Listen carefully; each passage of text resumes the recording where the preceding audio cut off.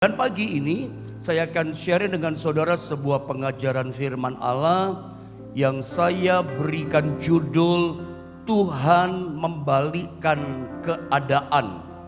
Lewat pengajaran firman Allah ini saya mencoba menyampaikan kepada saudara apapun permasalahan, apapun kesulitan, tantangan, penderitaan yang saudara sedang hadapi hari-hari ini, permasalahan-permasalahan berat yang saudara sedang jalani hari ini, percayalah kita punya Tuhan yang hebat. Lukas 1:37 katakan bagi Tuhan tidak ada yang mustahil. Tuhan kita Tuhan yang tidak pernah gagal dalam segala rencananya. Tuhan selalu sanggup menolong kita bahkan dalam segala permasalahan yang kita hadapi. Tuhan sanggup membalikkan keadaan persoalan kita. Engkau yang sakit, mungkin sakitmu berat, tetap punya iman. Tuhan sanggup membalikkan keadaan sakitmu menjadi kesembuhan. Bagaikan membalikkan telapak tangan kita. Kenapa saya katakan seperti membalikkan telapak tangan kita? Sebab Dia Tuhan yang tidak pernah gagal. Dia Tuhan yang hebat, yang sanggup lakukan segala perkara. Kalau engkau sudah menghadapi masalah yang berat, Dia sanggup memberikan jalan keluar. Yang tertutup Dia sanggup buka jalan. Jadi intinya sederhana. Saya mau sampaikan sama saudara, Dia Tuhan yang kita percaya, Dia Tuhan yang sanggup membalikkan keadaan kesulitan kita. Mari kita baca ayatnya dalam kitab Keluaran pasal 13 ayat yang ke-20, saudara ya. Keluaran pasal 13 ayat yang ke-20. Mari kita akan sama-sama baca ayat ini. Baca dengan keras, ayat yang pendek ya, kalimat-kalimatnya. Sama-sama kita baca 1, 2, dan 3. Demikianlah mereka berangkat dari Sukot dan berkemah di Etam di tepi padang gurun. Singkatnya begini pendahuluannya. Ini adalah perjalanan bangsa Israel. Ketika mereka keluar dari Mesir, dari Goshen, dari Mesir, mereka keluar dikatakan dari Goshen mereka berjalan sampai di tempat namanya Etam, ya. Dari Etam mereka berhenti di tempat namanya Sukot. Nah di Sukot inilah dikatakan dari Sukot ke Etam, dari Etam inilah mereka mendirikan satu kemah. Mereka berkemah di Etam dan ternyata ayat ini berkata Etam itu letaknya di tepi padang gurun. Apa sih yang saya coba sampaikan sama saudara? Ingat baik-baik, selalu saya ajarkan pada saudara bahwa perjalanan bangsa Israel yang keluar dari tanah Mesir, tujuan rencana destininya Allah adalah Tuhan mau bawa mereka masuk ke tanah Kanaan. Tanah yang diberkati Tuhan, yang limpah dengan susu dan madu. Tetapi sebelum mereka masuk tanah Kanaan mengalami berkat Tuhan, sebelum umat Israel mengalami Kanaan, Tuhan bawa dulu bangsa Israel melewati yang namanya padang gurun. Dan saya menangkap dalam pelajaran Keluaran 13 ayat 20, saya tangkap dengan roh saya bahwa inilah perjalanan Anda dan saya. Saya tangkap dengan roh saya, Tuhan singkapkan kepada saya lewat ayat ini bahwa ini loh Bapak Ibu Saudara perjalanan kehidupan yang ada di depan kita di tahun 2022. Dan sepertinya itu yang terjadi sampai di tahun 2023. Ada dan saya masih berjalan di depan kita situasi perjalanan padang gurun. Sebelum kita Israel rohani mengalami tanah Kanaan kita, mengalami janji-janji berkat Allah, situasinya masih sama, perjalanan padang gurun itu yang kita alami. Umat Allah Israel, ada lihat screen pertama yang saya bagi sama saudara, ada di tepi padang gurun. Itulah keadaan kita. Padang gurun itu apa sih itu? Saya pinjam istilah dari seorang hamba Tuhan teman saya. Perjalanan padang gurun, teman saya katakan adalah perjalanan yang ngeri-ngeri sedap. Karena saya gambarkan sama saudara, di depan kita bagaikan berjalan di padang gurun.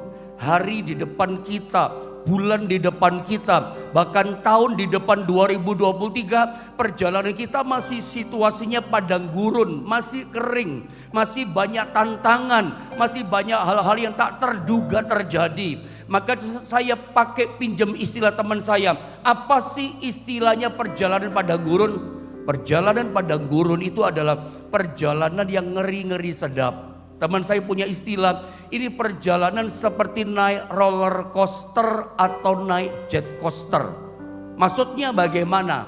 Maksudnya begini saudara ya, Anda lihat screen berikutnya. Perjalanan padang gurun adalah perjalanan yang kita tidak tahu, tidak terduga dan kita nggak tahu. Kalau Anda pernah tur Holy Land atau Anda pernah ke namanya padang gurun atau padang pasir, di depan saudara ada bingung arahnya mana.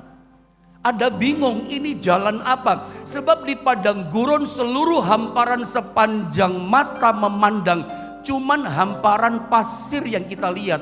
Beda dengan letak di mana kita tinggal sekarang. Di kota mana Anda tinggal?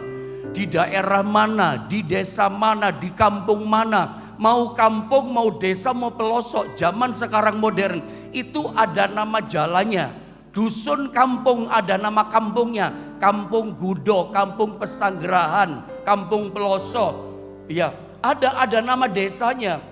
Di kota saudara pun ada nama jalannya kan. Kalau di kami, gereja kami namanya Jalan Buya Hamka. Ada namanya jalan, apalagi saudara ya, Kenduruan. Ada namanya Jalan Kiai Haji Wahid Hasim dan segala macam. Di kota kita, di daerah kita ada nama jalannya. Kalau toh kita kesasar, kita bisa tahu alamat jalannya. Ini Pak, minta tolong Pak, saya tersesat, jalan ini di mana? Ada jalannya. Tetapi perjalanan di padang gurun itu sebuah perjalanan yang memang kita nol, kita tidak tahu. Ini mau jalan yang di mana kita tempuh. Ini perjalanan padang gurun, serba nggak tahu dan serba mendadak terjadi sesuatu yang kita nggak mengerti. Tiba-tiba bisa muncul surprise atau kejutan-kejutan. Ini menarik saudara ya. Perjalanan padang gurun memang sebuah perjalanan yang kita serba tidak tahu, tetapi perjalanan di padang gurun itu amazing menurut saya. Memang perjalanan padang gurun itu kayak jet coaster, kadang tiba-tiba naik, kadang tiba-tiba turun. Ngeri-ngeri sedap, istilah teman saya. Tetapi meskipun perjalanan yang serba tidak nyaman, serba kita nggak tahu keadaannya, tetapi ada banyak surprise di padang gurun. Ada banyak kejutan-kejutan yang amazing, kejutan-kejutan yang indah, kejutan-kejutan surprise yang bersifat berharga buat pengalaman rohani kita. Karena kita tahu ini Tuhan yang buat. Semua yang Tuhan kerjakan dalam kejutannya dalam hidup kita, itu pasti berharga. Itu pasti pengalaman yang tak terlupakan, indah buat kita. Tuhan lakukan kejutan, Tuhan kerjakan surprise sama kita, bukan sekedar untuk menyenangkan kita, tapi itu menjadi satu pengalaman yang berharga buat iman kita. Jadi saya ulang, bagaimana sih pendeta perjalanan padang gurun? Perjalanan yang serba kita tidak tahu. Ada banyak hal yang sesuatu yang bisa tiba-tiba terjadi, bikin kita kaget. Tiba-tiba kita naik, tiba-tiba turun. Tapi dalam situasi yang tidak nyaman seperti itu, percaya begini, bisa tiba-tiba mendadak muncul yang namanya surprise. Kejutan yang amazing buat kita. Sehingga kita berkata, ini Tuhan. Namanya surprise, namanya kejutan, itu kan saat yang mendadak. Hal yang indah pun tiba-tiba terjadi mendadak indah sama kita. Itu pekerjaan Tuhan. Seperti Paulus pernah sampaikan kepada jemaat di Korintus. Coba kita lihat ya. 1 Korintus pasal 2 di ayat yang ke-9. Saya ingin kita membaca ayat ini bersama-sama dengan keras, supaya kita dapat sesuatu dari ayat firman Allah ini. 1 Korintus pasal 2, ayo sama-sama kita baca ayat 9, saudara. 2, 3. Tetapi seperti ada tertulis, apa yang tidak pernah dilihat oleh mata dan tidak pernah didengar oleh telinga, dan yang tidak pernah timbul dalam hati manusia, semua yang disediakan Allah untuk mereka yang mengasihi Dia.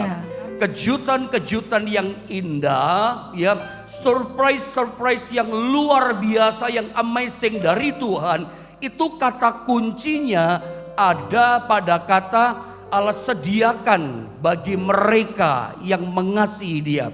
Kata kuncinya ada pada kata mengasihi Dia. Persoalannya pagi ini, apakah kita menjadi umat Allah, anak-anak Tuhan yang mengasihi Dia? Ini kata kunci. Tetapi saya mau kembalikan kepada situasi perjalanan padang gurun.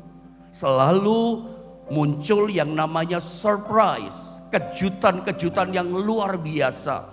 Saya coba beritahu sama saudara bahwa Tuhan kita itu Tuhan yang begitu senang memberikan kejutan kepada kita. Tuhan kita itu Tuhan yang suka memberikan surprise kepada kita. Dan gini loh saudara ya, Tuhan itu punya 1001 macam cara. Tuhan itu memiliki banyak sekali cara untuk kasih surprise. Banyak cara Tuhan untuk kasih kejutan-kejutan yang luar biasa kepada kita. Saya kasih gambaran begini ya. Ketika kita mencintai seseorang, ketika kita mengasihi seseorang, semakin kita cinta sama orang itu, ya, semakin kita mengasihi orang itu, maka semakin kita ingin menyenangkan orang itu. Coba yang setuju dengan saya katakan amin.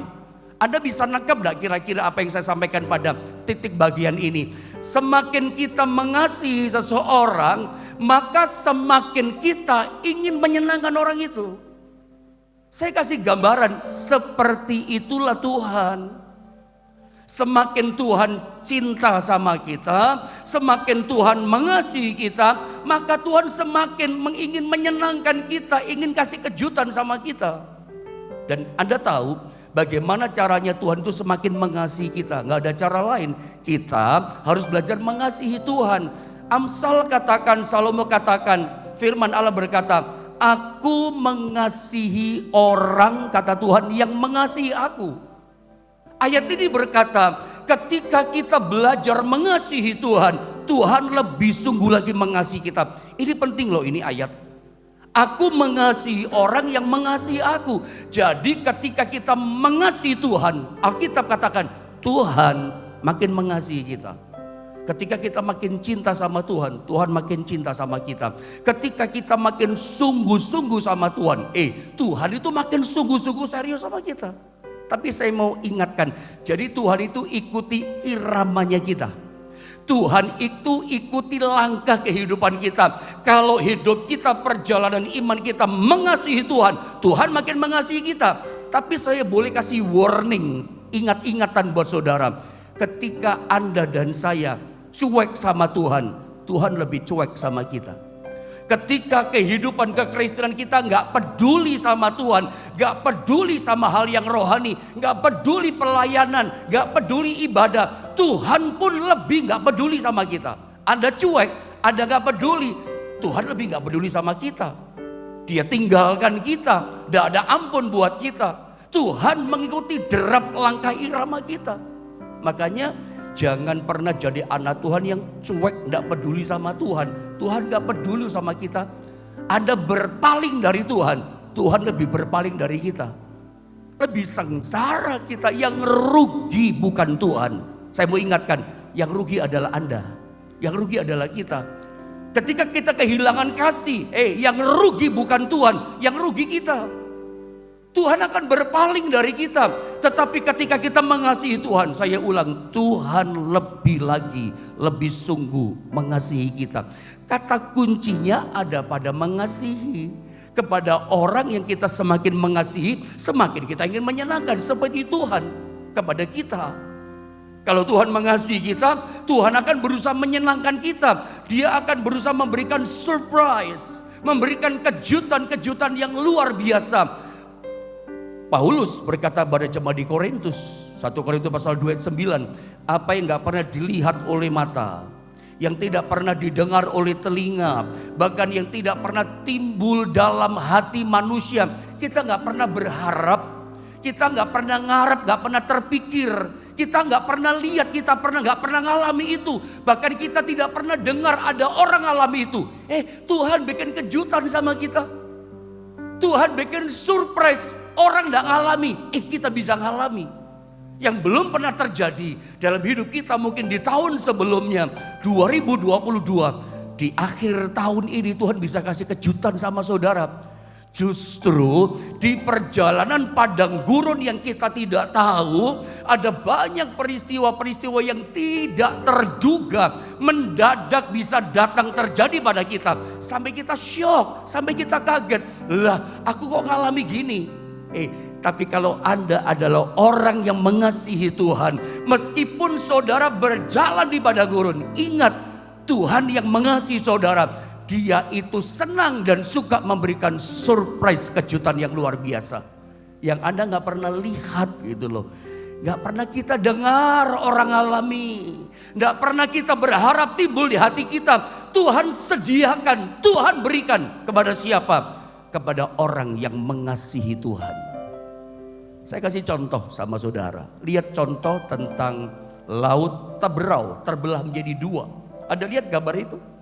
Ada tahu tidak? Sebuah peristiwa yang terjadi ini kan didahului mereka itu berjalan dikatakan dari Sukot ke Etam. Dari Etam itu musuhnya naik langsung ke atas. 2 bulan, 1,5 bulan udah nyampe Kanaan. Tapi Tuhan suruh turun ke bawah. Berbalik kamu balik kembali ke Pihahirot. Nah Pihahirot inilah padang gurun di tepinya, di sebelahnya, di tepinya itu ada namanya Laut Teberau. Ada Laut Merah yang menghalangi mereka. Mereka gak bisa lewat dong. Bagaimana mereka bisa menyeberang laut?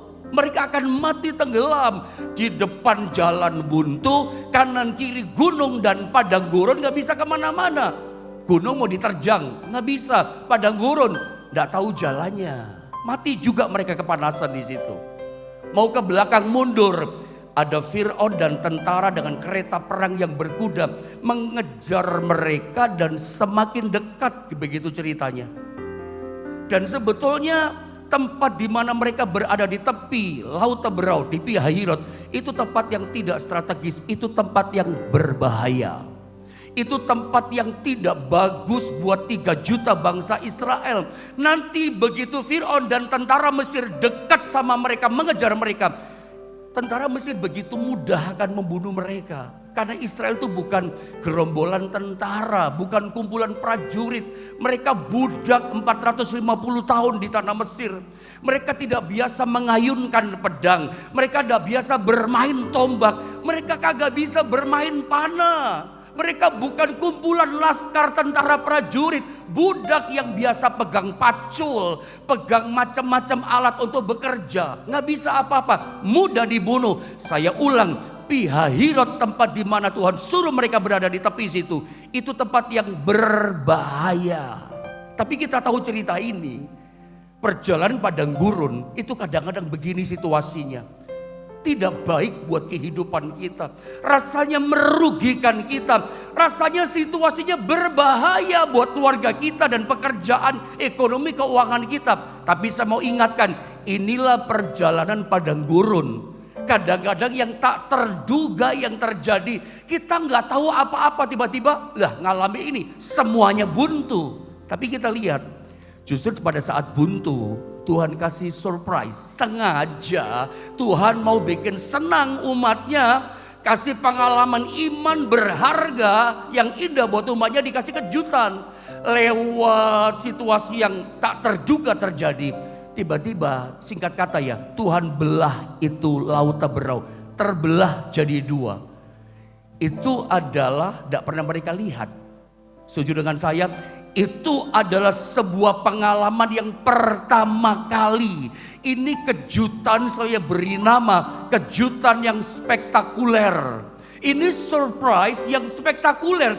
Mereka tidak pernah lihat, bahkan mereka belum pernah dengar sebelum tahun-tahun sebelumnya. Dalam sepanjang sejarah hidup mereka, mereka tidak dengar. Dan mereka tidak berani berharap timbul di hati mereka. Laut kok terbelah? Tapi hari itu situasi yang datang yang tidak terduga, bagaikan malapetaka, bagaikan musibah, semuanya buntu. Ternyata perjalanan padang gurun, Tuhan kasih surprise, kejutan yang luar biasa. Terbelah, mereka berjalan di tanah yang kering. Mereka melihat kejutan yang spektakuler. Bukan cuma itu. Begitu mereka selamat tiba di seberang, Musa angkat tongkatnya. Laut tertutup, sementara Fir'aun dan tentara-tentara Mesir itu ada di tengah lautan itu mengejar. Tertutup, terkubur. Tuhan sengaja tenggelamkan Fir'aun dan tentara kereta perangnya. Sengaja ditenggelamkan, dikubur laut Teberau. Akar masalah, biang masalah besar dikubur sama Tuhan. Mungkin Israel seperti kita berpikir. Pikiran kita, hati kita berkata, udah selesai kejutan Tuhan. Sudah selesai surprise-nya Tuhan. Ternyata enggak. Masih dikasih plus double kejutan. Ada kejutan yang lain. Masalah besar mereka dikubur sama Tuhan. Itu surprise yang sangat berharga loh. Saya pikir Tuhan kasih surprise bukan sekedar kasih senang hati kita. Tapi Tuhan kasih pengalaman yang indah, yang berharga buat iman kita, hubungannya dengan Tuhan. Saya percaya pengalaman padang gurun memang tidak nyaman, tapi selalu ada kejutan-kejutan yang luar biasa. Coba kita lihat satu ayat ini ya, dalam Efesus 3:20. Saya ingin sama-sama kita membaca ayat ini saudara ya. Efesus 3:22 dan 3. Bagi dialah yang dapat melakukan jauh lebih banyak daripada yang kita doakan atau pikirkan, seperti yang ternyata dari kuasa yang bekerja di dalam kita. Ada kuasa Tuhan yang bekerja di dalam kita. Selalu saya sampaikan, ajarkan sama saudara, di akhir zaman ini Tuhan itu menolong kita dari dalam. Makanya handle yang di dalam bisa handle masalah yang di luar. Ya, makanya di dalam ini harus selalu dekat berkomunikasi dengan Kristus yang di dalam kita. Makin mengasihi Tuhan. Ayat ini berkata bahwa Tuhan itu Tuhan yang kita sembah, Tuhan yang sanggup melakukan jauh lebih banyak dari yang kita doakan atau kita pikirkan. Tuhan seringkali melakukan itu melampaui akal pikiran kita. Ya, Israel belum pernah ngalami itu, tapi itu yang mereka alami. Apakah selesai kejutannya? Saya coba angkat sodorkan sama saudara. Perjalanan padang gurun itu perjalanan yang penuh dengan surprise. Supaya Anda gak kaget hadapi padang gurun. Perjalanan padang gurun memang banyak kesulitan. Kita gak tahu, tiba-tiba mendadak terjadi ini, terjadi itu. Tetapi tetap saya tegaskan, perjalanan padang gurun saudara adalah sebuah perjalanan yang penuh dengan kejutan-kejutan yang indah dari Tuhan. Bahkan yang belum pernah kita alami, kita bisa alami loh. Satu contoh, umat Israel setelah mereka berada selamat di seberang, tadi setelah nyebrang, itu mereka menyanyi bersuka cita 3 hari 3 malam. Bahkan mereka menari-nari, dipimpin sama siapa itu kakaknya Musa, Miriam, pakai tamborin. Miriam itu hampir umur 80 tahun, mimpin menari-nari. Itu adalah paduan suara terbesar sepanjang masa. 3 juta orang Israel menyanyi memuji Tuhan, gak capek loh. 3 hari 3 malam kata Alkitab. Dan ini yang terjadi, mereka tidak mendapatkan air dan menemukan air kemudian dimarah. 3 hari perjalanan tidak mendapatkan air. Kadang inilah situasi padang gurun. Bicara air itu bicara kebutuhan pokok. Itu keperluan kita. Kadang kita orang beriman saudara, bahkan kita hamba Tuhan, berjalan dalam situasi padang gurun. Karena saya katakan, saya tangkap dengan roh saya yang Tuhan singkapkan kepada saya.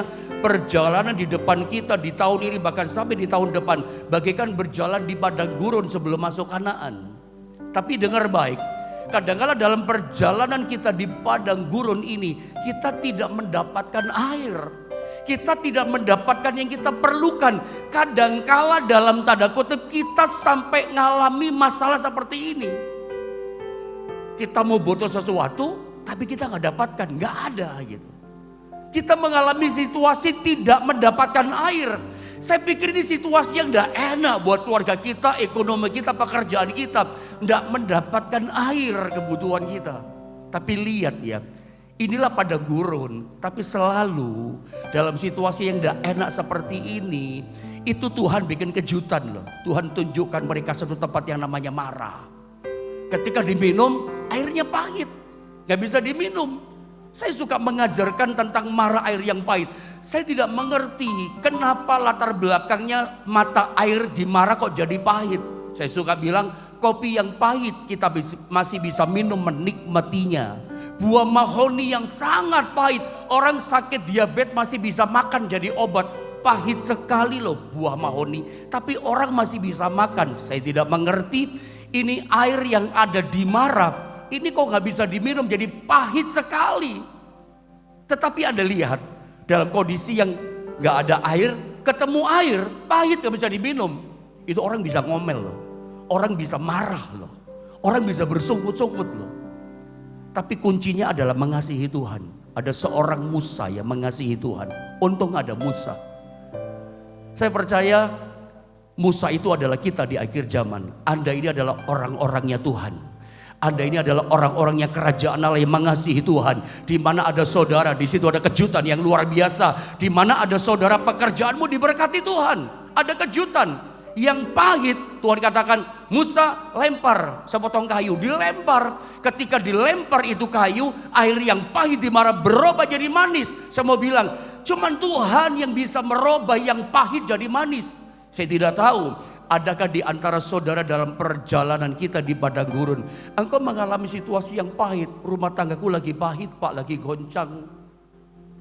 Kalau Anda ada yang mau bercerai karena pengalaman pahit, sebagai hamba Tuhan saya katakan dalam nama Yesus, batalkan keputusanmu itu. Tapi saya udah sewa pengacara, batalkan saja. Karena Allah membenci namanya perceraian. Jangan sampai Anda bercerai. Ya, panjang ceritanya tentang itu. Tapi yang saya mau katakan sama saudara, hanya Tuhan yang bisa merubah yang pahit itu menjadi manis. Perjanjian baru sama. Ada satu rumah tangga yang sedang mengadakan pesta pernikahan di Kana Galilea. Kehabisan air anggur. Itu pengalaman yang pahit sejak awal. Tapi Tuhan merubah. Air dirubah jadi air anggur yang manis. Yang hanya bisa membuat manis itu hanya Tuhan. Saudara percaya begini, kadangkala dalam perjalanan padang gurun itu ada yang namanya pengalaman yang pahit, yang gak menyenangkan, yang gak mengenakkan buat hidup kita. Mungkin ekonomi kita lagi pahit, kerjaan kita mungkin di PHK, itu pengalaman pahit. Saya tidak tahu pengalaman pahit seperti apa yang sedang Anda rasakan, alami dan jalani hari ini. Itu padang gurun situasinya. Tapi percaya, kalau Anda gak mundur tetap mengasihi Tuhan, selalu di balik kepahitan yang Anda alami ada surprise yang amazing. Ada kejutan yang luar biasa. Yang pahit Tuhan sanggup rubah menjadi satu kemanisan buat kita, menjadi sesuatu yang berharga buat kita. Masih ada banyak hal yang saya coba tunjukkan. Jadi padang gurun itu selalu ada kejutan. Ada pahit tiba-tiba datang, tapi ada kemanisan Tuhan berikan. Kejutan yang luar biasa. Itu pun mereka belum pernah lihat. Itu pun mereka tidak pernah timbul di hati. Mana ada cerita yang pahit berubah jadi manis. Sampai hari ini gak ada mesin yang paling canggih yang ditemukan orang bisa merubah yang pahit jadi manis. Pahit mah pahit, saudara ya. Mari kita belajar dari firman Allah. Termasuk pengalaman Yusuf. Yusuf menjadi raja muda di Mesir. Itu kan manis. Tapi dialami statnya adalah kepahitan. Dia dapat visi besar dari Tuhan, jadi seorang pemimpin besar. Orang datang menyembah dia. Tapi setelah dapat visi mimpi dari Tuhan, besoknya masuk dalam sumur. Siapa yang masukin? Koko-kokonya, kakak-kakaknya masuk ke dalam sumur. Kemudian dijual jadi budak di Mesir. Siapa yang jadikan dia budak? Kakaknya lagi. Kemudian kerja di rumah Potifar, difitnah. Pengalaman pada gurun gak ada enaknya. Pengalaman pada gurun dialami Yusuf itu pahit loh. Seperti batu karang yang keras. Tapi setelah dari masuk penjara karena difitnah sama istri Potifar. Dari penjara yang pahit itulah Tuhan ubah jadi kemanisan. Tuhan keluarkan Yusuf menjadi seorang raja muda di Mesir. Siapa sangka Yusuf pun gak pernah terpikir dalam hatinya, gak pernah ngarep. Itu gak pernah kita lihat tapi terjadi. Saya mau tunjukkan sama saudara, di balik semua yang terjadi selalu ada kejutan yang luar biasa. Coba kita lihat kisah tentang Elia dan janda Sarfat. Biasanya kalau kita dengar janda Sarfat selalu kita bicara tentang segenggam tepung yang tidak pernah habis dan buli-buli yang berisi minyak yang terus ada. Tapi kita lihat versi yang berbeda. Apa yang dialami janda Sarfat. 1 Raja-Raja pasal 17 ayat 20 dan 21. Saya baca ayat ini, saudara, saya baca ayat ini. Sesudah itu ia berseru kepada Tuhan. Katanya, kata Elia, "Ya Tuhan Allahku, apakah engkau menimpakan kemalangan ini atas janda ini, juga janda Sarfat, yang menerima aku sebagai penumpang dengan membunuh anaknya, karena anak satu-satunya mati." Seperti komplain Elia. Jadi janda ini bisa jadi sebelumnya bukan janda yang miskin ya. Bisa menampung Elia. Bisa jadi karena resesi, kekeringan terjadi, apa yang dia punya makin berkurang dan tambah sedikit. Tinggal segenggam, tinggal sedikit minyak dalam buli-buli dan tepung cuma segenggam. Saya baca lagi. Lalu Elia mengunjurkan badannya di atas anak itu 3 kali. Dan berseru kepada Tuhan, katanya, "Ya Tuhan Allahku, pulangkanlah kiranya nyawa anak ini ke dalam tubuhnya." Saudara, ini peristiwa yang luar biasa yang dialami oleh janda Sarfat. Kita ingat banyak peristiwa tentang janda ini, saudara ya. Selalu yang kita ceritakan biasanya tepung sama minyak itu. Tapi kalau kita bicara, coba saya sentuh sedikit tentang itu, ada waktu sedikit ya. Saya teringat pada ayat 14 sebelum saya jelaskan tadi. Saya baca dengan cepat. "Sebab beginilah firman Tuhan Allah Israel, tepung dalam tempayan itu tidak akan habis, dan minyak dalam buli-buli itu pun tidak akan berkurang, sampai pada waktu Tuhan memberi hujan ke atas muka bumi." Saya langsung saja masuk di sini saja ya, karena waktu, saudara. Perhatikan dalam ayat ini, tolong gambarnya ditahan. Nah, perhatikan dalam ayat ini kisah tentang janda Sarfat. Dia punya cuman segenggam tepung. Saudara, tepung di sini itu bicara kebutuhan pokok kita. Tepung ini bahan untuk roti. Roti itu makanan pokok. Kebutuhan pokok itu pun dikatakan sudah mau habis. Tapi ternyata dilipat gandakan Tuhan selama musim kering. Musim kering bicara pengalaman padang gurun. Itu kebutuhan pokok itu ada terus. Sehingga janda ini terpelihara, tidak pernah kekurangan. Saya percaya ini janji Tuhan buat kita. Saya tangkap dengan roh saya, ini janji Tuhan buat orang-orang yang mengasihi Tuhan. Meskipun kita berjalan di padang gurun, kita tidak akan kekurangan. Tetap dipelihara Tuhan. Tetap dikasih makan sama Tuhan. Kekurangan sudah terlambat. Kenapa? Tuhan pelihara kita. Kebutuhan kita tepung, kebutuhan pokok selalu ada. Anda imani ini. Anda yang mungkin ada kehilangan pekerjaan, imani hari ini. Kalau janda ini musim kekeringan, dipelihara, kita pun dipelihara. Lalu kemudian ada kata minyak. Minyak dalam buli-buli itu dipakai, tidak pernah kurang loh. Ada terus minyak. Ada istilah black gold. Minyak hitam di Timur Tengah ya. Minyak hitam itu mahal, harganya kayak emas. Minyak hitam bahkan lebih mahal daripada emas gitu ya kira-kira. Ini bicara harta, minyak ini bicara modal. Karena kalau Anda lihat gambar yang terakhir, mungkin kita nggak baca. Ini kisah tentang janda yang ditinggal mati oleh suaminya, seorang nabi yang meninggalkan banyak hutang. Elisa suruh mengisi minyak kan, black gold. Minyak ini gambaran modal kan, gambaran uang minyak ini. Sebab dengan minyak dijual jadi uang, dia bisa bayar hutang kan. Ini bicara modal, minyak ini, black gold ini. Ini bicara apa? Uang. Ini bicara tabungan. Apa yang kamu punya? Yang saya punya ya cuma minyak sedikit, seperti janda di Sarfat, cuma sedikit minyak yang dia punya. Ini bicara tabungan. Ada bayangkan? Ini cuma saya ngomong, saudara ya. Ini cuma saya ngomong, kasih gambaran. Ini kalau tabungan ya, Anda punya tabungan, Anda ambil 500 ribu, begitu Anda cek saldo, nambah lagi, balik lagi 500 ribu. Dipakai enggak kurang, terus ada lagi, dituangkan lagi, ada lagi. Kira-kira kalau kita punya tabungan model begini keren banget saudara. Ambil 1 juta balik 1 juta. Bahkan saya percaya Tuhan bisa kembalikan 1,5 juta bahkan 10 juta. Bagi Tuhan tak terbatas. Tapi itu kan cuma gambaran. Bahwa berkat kita, uang, modal. Kalau berdasarkan ayat ini itu gak pernah kurang loh. Percayalah begini, bukan hanya urusan makan dipelihara ada kekurangan. Sampai urusan modal.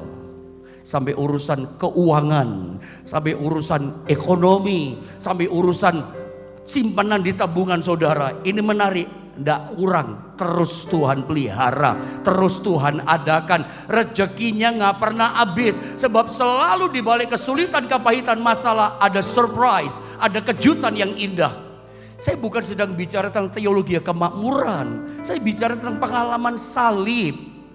Tidak ada mahkota tanpa salib. Tidak ada sukacita tanpa air mata. Maksud saya mengajarkan ini. Kalau saudara sedang berjalan di padang gurunmu, jangan takut. Jangan mundur. Tetap mengasihi Tuhan. Yesus termanis buat jiwa kita. Itu dia. Kalau Anda tetap mengasihi Tuhan, percaya di balik padang gurunmu, Anda gak mundur, Anda gak dihentikan. Di depan Anda akan lihat kejutan. Anda akan lihat surprise yang sangat indah Tuhan buat dalam hidup kita. Karena Tuhan kita, Tuhan yang senang memberikan kejutan yang luar biasa. Dia Tuhan yang tak terbatas, yang sanggup menolong setiap kita.